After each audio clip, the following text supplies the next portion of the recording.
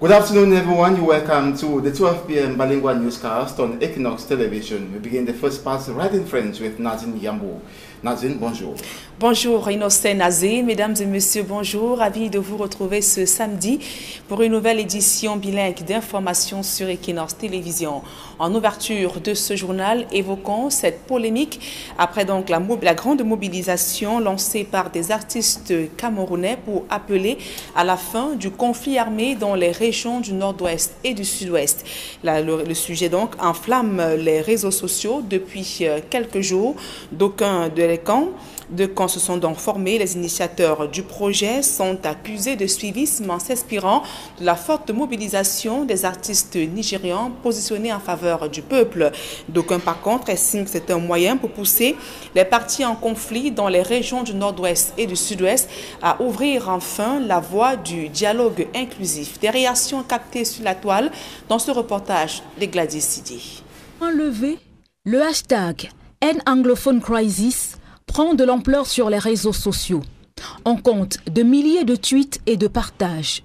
Lancés par des artistes camerounais, ils font front commun pour demander la fin de la guerre dans le Nozo. Sur leurs différents comptes Facebook et Twitter, ils sont nombreux à suivre le mouvement. Ils se recrutent tant dans les rangs de la nouvelle génération que de l'ancienne. Ils ont pour la plupart changé leur photo de profil pour toucher le plus d'internautes possible et véhiculer leur message. Nous voulons la paix. Le silence rend coupable. Nous sommes tous concernés. Peut-on lire? Bendeka va plus loin en indiquant que plusieurs personnes se sont enrichies du fait de la crise dans le nord-ouest et le sud-ouest. Sauf que cette mobilisation des artistes camerounais sonne pour certains de leurs fans comme du suivisme. Après la forte mobilisation des artistes au Nigeria il y a peu pour demander la dissolution de la SARS, une unité de police spéciale accusée d'exactions sur les populations. Les artistes nigérians ont eu gain de cause puisque le président Muhammadu Buhari a demandé la dissolution de la SARS. Accusés de suivisme, les Camerounais se défendent et sortent les archives. Elles datent de 2016, 2017, 2018 et 2019. Comme pour dire qu'ils se sont toujours mobilisés pour cette cause.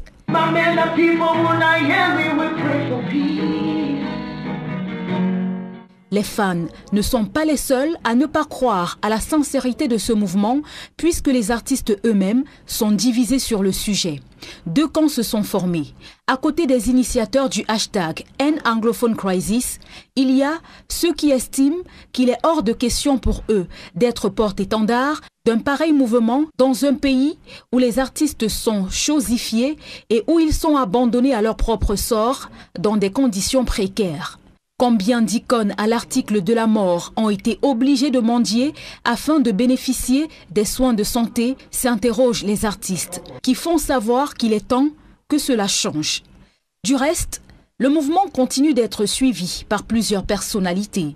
Samuel Eto'o-Fils a d'ailleurs apporté son soutien et caresse Fotso de conclure que les divergences d'opinion doivent converger vers l'amélioration du quotidien des Camerounais.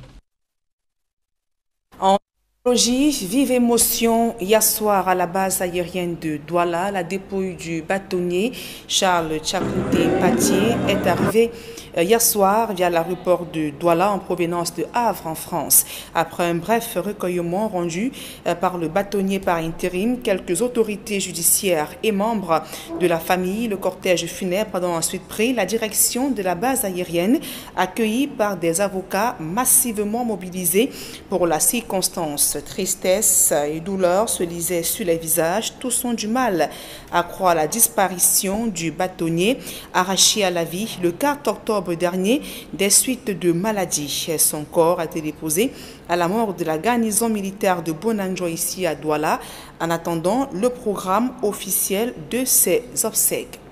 Écoutons à présent quelques réactions de deux anciens bâtonniers d'un avocat au micro d'Equinox Télévision. Lorsque j'ai vu ce cercueil débarquer, je me suis dit c'est vraiment fini, il est parti. Et le barreau du Cameroun a perdu un grand bâtonnier qui a fini son mandat et j'espère que, n'est-ce pas, la suite tout ce que je fais, c'est l'accompagner dans la dignité parce qu'il le méritait. Les mots nous manquent pour exprimer, n'est-ce pas, ce que ce monsieur a été. Il n'y a pas de qualificatif à donner. C'est un monsieur exceptionnel. C'est triste pour nous, c'est triste pour le baron. Donc nous avons perdu un frère, un ami, un camarade, un confrère, notre frère qui n'est plus vivant. Nous pleurons à l'heure actuelle, mon cœur saigne même de savoir que Maître Tchakounté n'est plus vivant, notre bâtonnier. Il était un maître modèle. Pardon que pour ce qui est de ces hommages rendus hier à Maître Tchakounté Patié, décédé le 4 octobre dernier à Havre en France des suites de maladies. L'actualité hors de nos frontières à présent en Guinée-Conakry. Le pays est toujours sous pression dans l'attente des résultats de la présidentielle de dimanche dernier. Dans le pays, la tension demeure vive. Des affrontements ont été signalés dans plusieurs localités. La sécurité renforcée.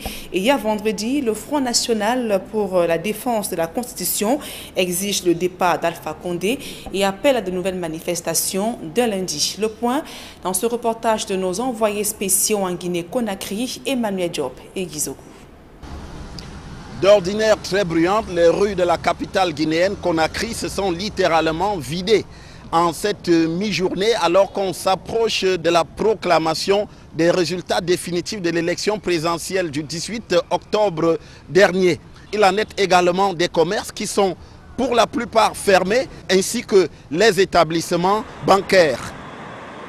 On assiste donc davantage à un renforcement sécuritaire dans la capitale guinéenne avec des patrouilles et des contrôles des forces de l'ordre, notamment la gendarmerie et la police qui veillent au grain pour que la sécurité reste garantie selon les explications des autorités à l'issue de la rencontre entre le ministre des Affaires étrangères et le corps diplomatique accrédité ici en Guinée-Conakry. Il faut d'ailleurs relever que le gouvernement a réquisitionné l'armée à travers un décret et a rendu public cette décision pour justifier le fait que les partisans de l'opposition n'avaient de cesse de manifester depuis plusieurs jours avec déjà un bilan de 9 morts. On a donc vu ces forces de l'ordre se déployer ainsi que quitter la capitale pour l'intérieur du pays dans les fiefs de Cellou Dalein Diallo. Si aucune précision n'a encore été donnée pour savoir exactement à quel moment les résultats de l'élection présidentielle seront donnés, des supputations laissent entendre que ceci pourrait intervenir ce soir ou au plus tard samedi matin.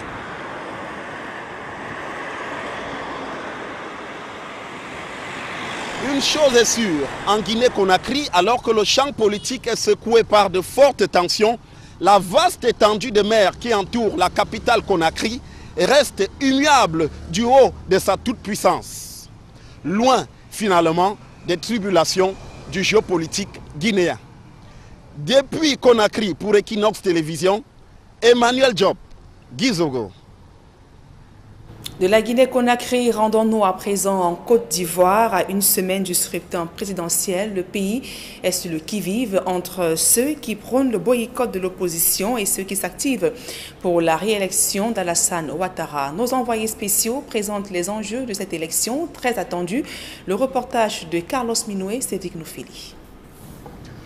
Bonsoir, nous sommes sur les terres des éléphants de Côte d'Ivoire, en plein cœur d'une bataille féroce politique et décisive dans la vie nationale de ce pays d'Afrique de l'Ouest.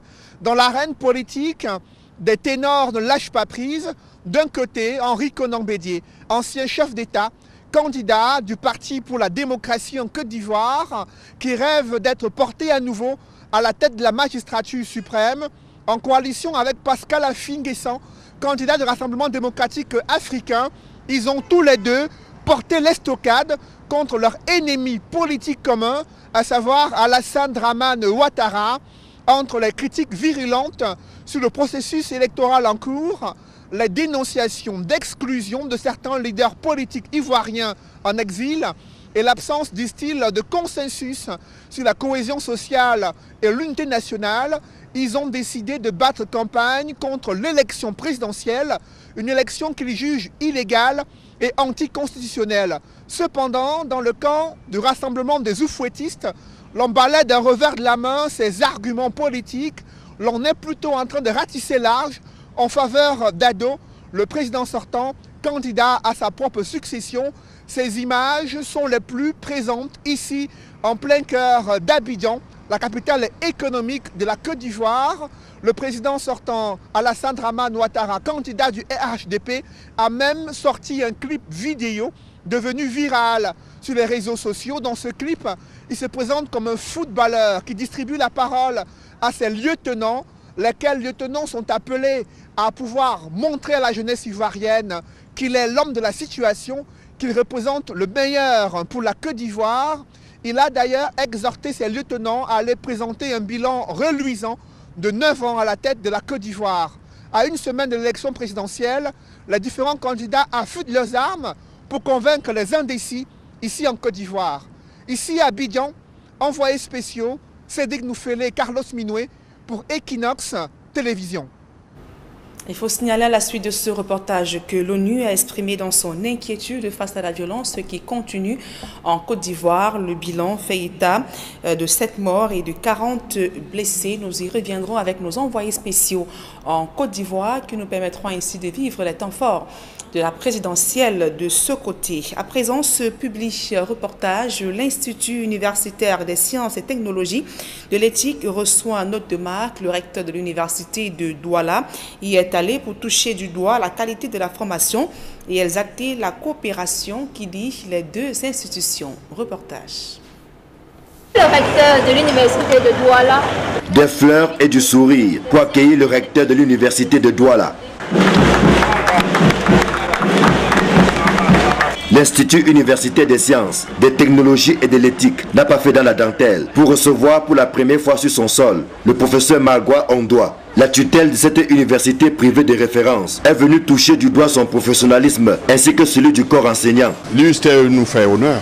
Ce que j'observe ici est digne de la réputation de son promoteur. L'USTE est bien équipée dans beaucoup de domaines.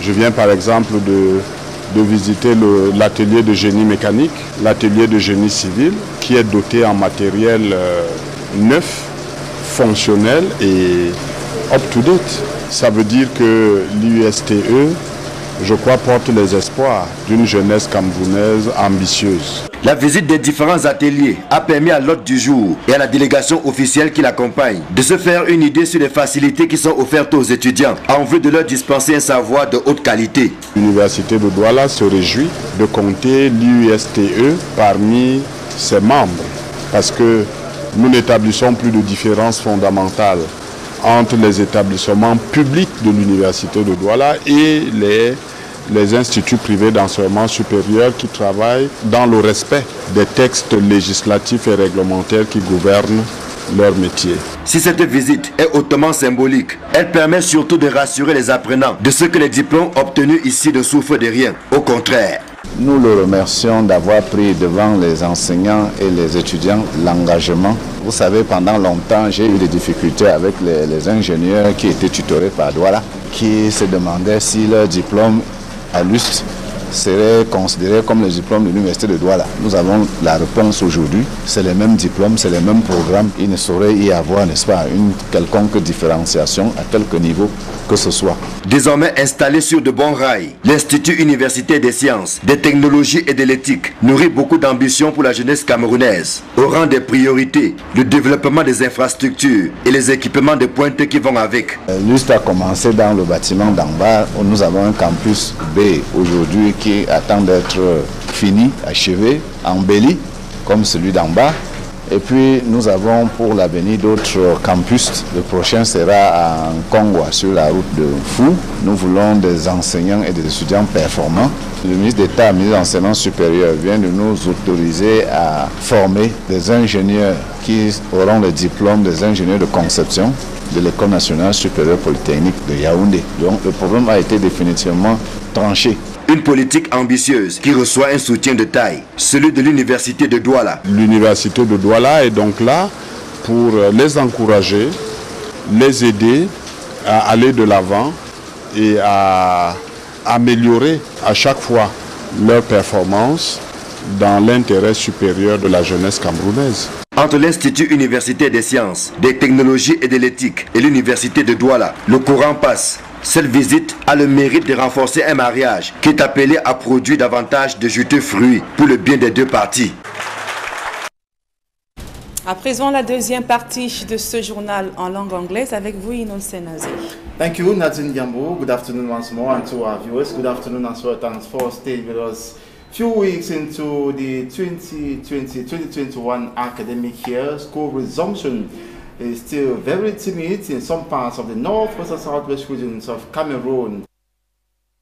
Close to 4 years old Anglophone crisis, Northwest Regional Correspondent Bo Stella was in Dop, that's headquarters of the Ndongam of the Ngoketunja division of the Northwest region, and say schools are still in bushes and children disappearing to other localities in the French-speaking regions, and administrative authorities are begging them to return. Details with Mo Stella. Everybody!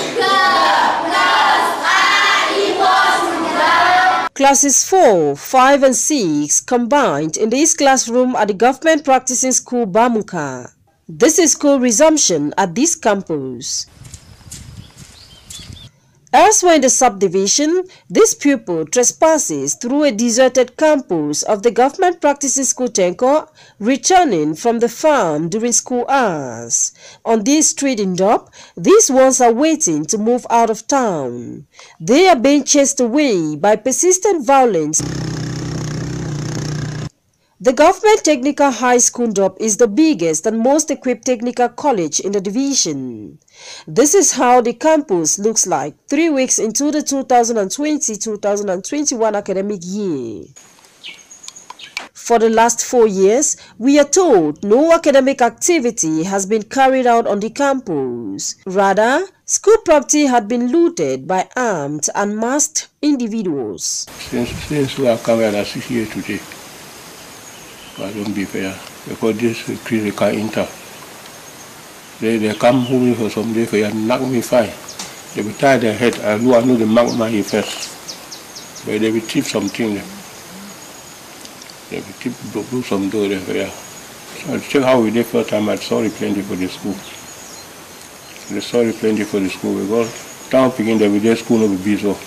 Despite the clearing of some campuses and sensitization campaign carried out by administrative authorities of Ngoketunja before October 5th, most campuses have remained deserted. When they live there, what is the problem? When they go to school? I'm crying to everybody, where every party that hosts any primary school, that they should come out and clear their schools and let their teachers and the headmasters continue the way some of the schools have already started in the center.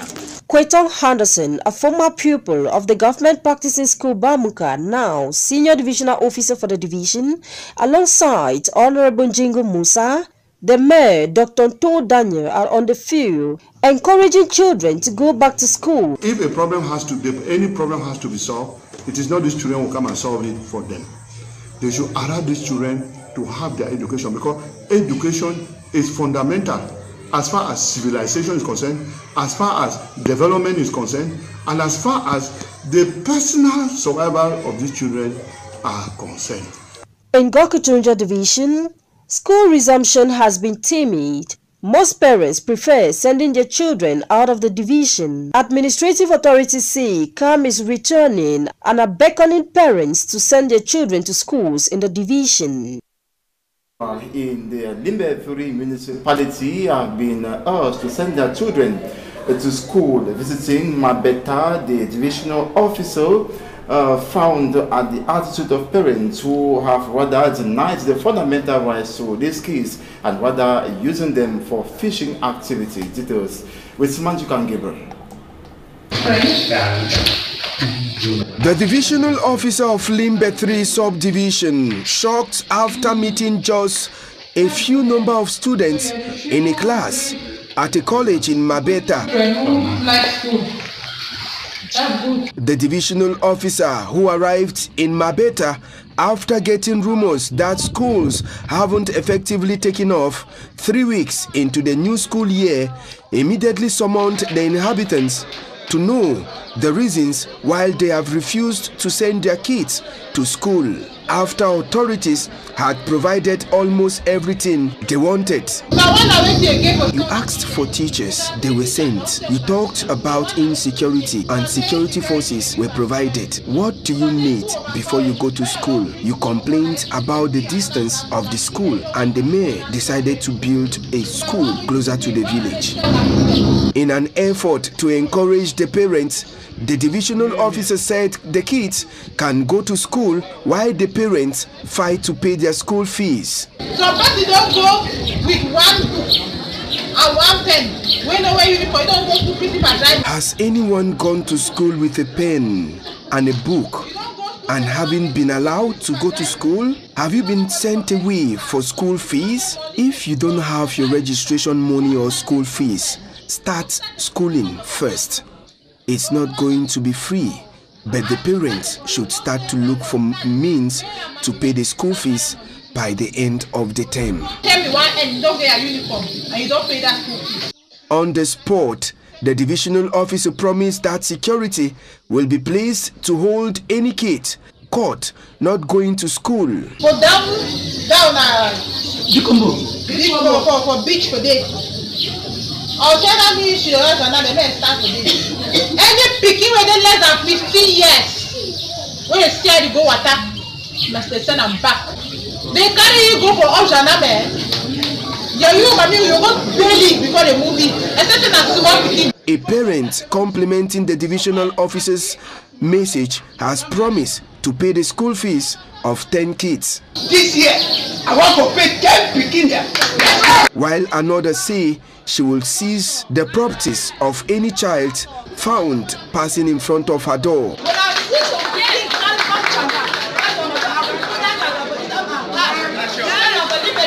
Mabeta should be recalled is the zone where the highest amount of crayfish is being produced, and the inhabitants here have as main activity fishing. To the Yupwe markets here in Douala, where the traders of the small fish sector have refused participating in the election of their market presidents, saying a lone candidate is being imposed on them by the market master and his collaborators, and the market master refused this allegation. Details in the following report. October 22nd, day for the thousands of traders of the Yupwe market to vote for their president. Instead, the polling station is deserted and only 170 voters, as we were told by election officials, registered to cast their ballots. Equinox Television went finding out why thousands of traders were not interested, notably those of this smoked fish sector. The market outside and inside are two different persons. Yeah, it be well organized. It's an association, registered, legalized. And we have a bureau. When there were supposed to be election, we have to be informed, so that if we have an objection or a candidate to be presented for the market in general, because we make one sector of the market, we are not the only market, we make a sector of the market. And for an election that we have observed today, as yesterday, just few hours old, that we got the information there will be election, they said there's only one candidate. They will then begin to pose question. Must there be election for one candidate? Tell you want to make a nomination for somebody for your interest. If in the interest of the market, we are not concerned. They claim even the unorganized sectors were unaware. Even though we are common now, for that block female will not be organized. We ask, all two or three people, they will tell us say they don't know, say vote there for you pay. Now something where they don't pass for barbar, they don't sabi. Reason for very low participation. They take with photocopy, but we don't know say now vote way they want go take with card make them. The market master Prizo, refusing to speak on camera, refuted this, saying this minority and troublesome sector was informed and demanded to file list of their representatives. The list, let them be the persons to say that list was handed to who and how was the list ended. We are nothing or little or nothing as the election has might be passed well, never passed well. We are not part and parcel of that election. That if the normal election criteria were respected, they won't have been agitating. And you see any riot here is not by intentional. It's because we are left out. There's somebody, we don't have somebody represented people and even what is going on. The criteria will not follow.